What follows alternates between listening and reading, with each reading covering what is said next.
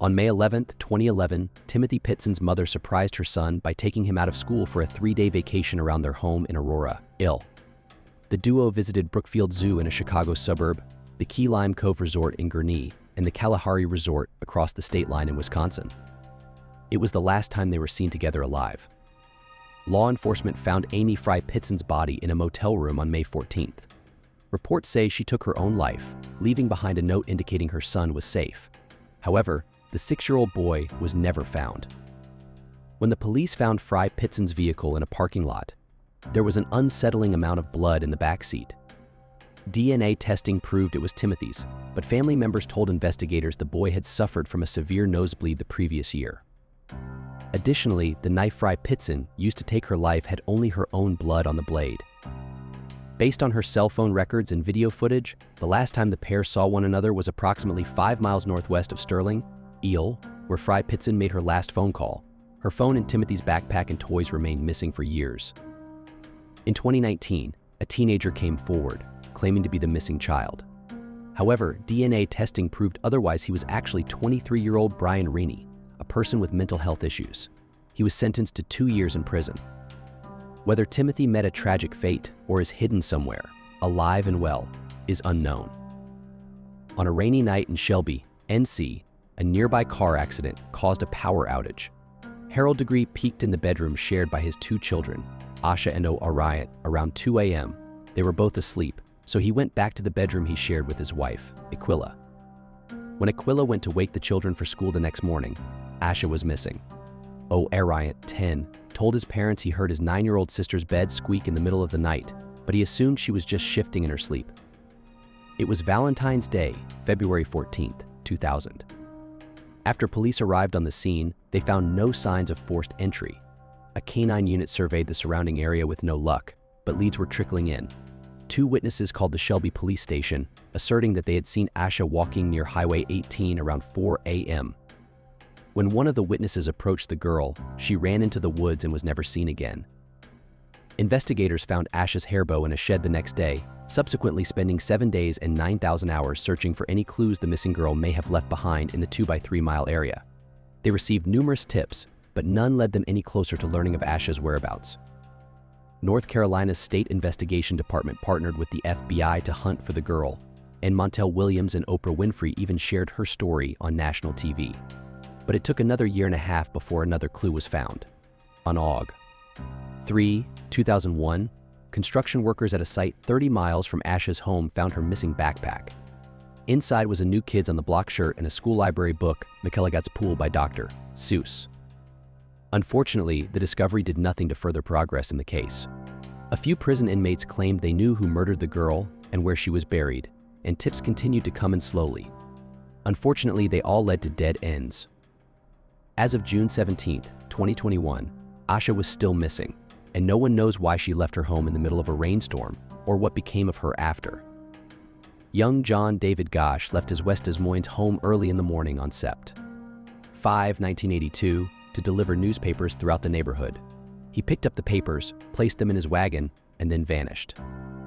Multiple witnesses testified they saw Gosh retrieving the papers for delivery.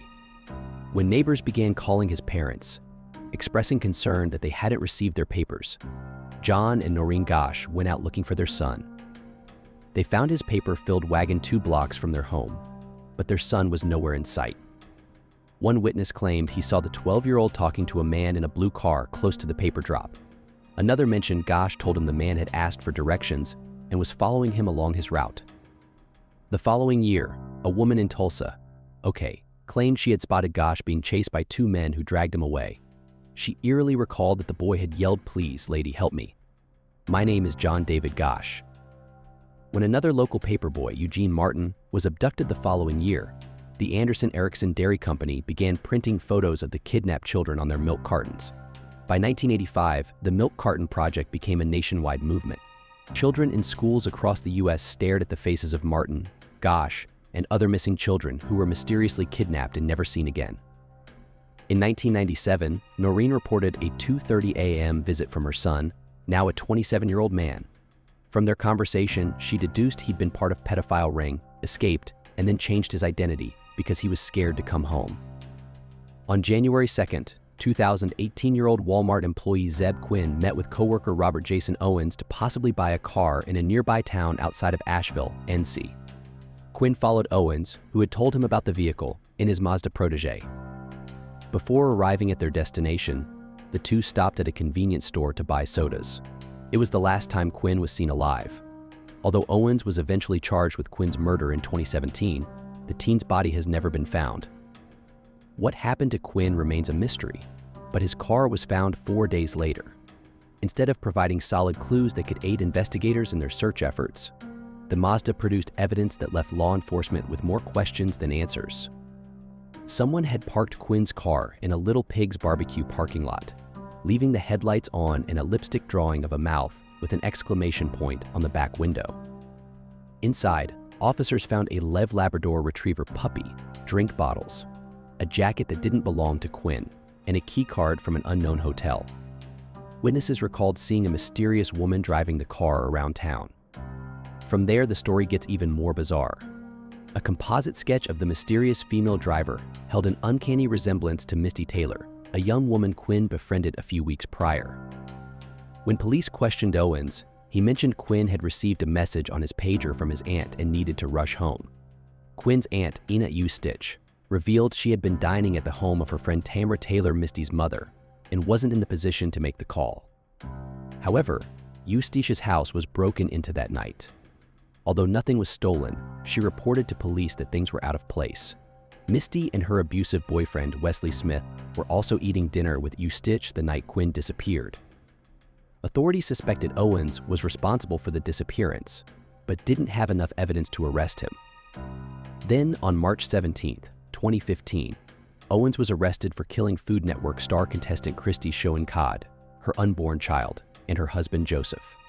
He was convicted of 3 murder counts and 2 counts of dismembering human remains.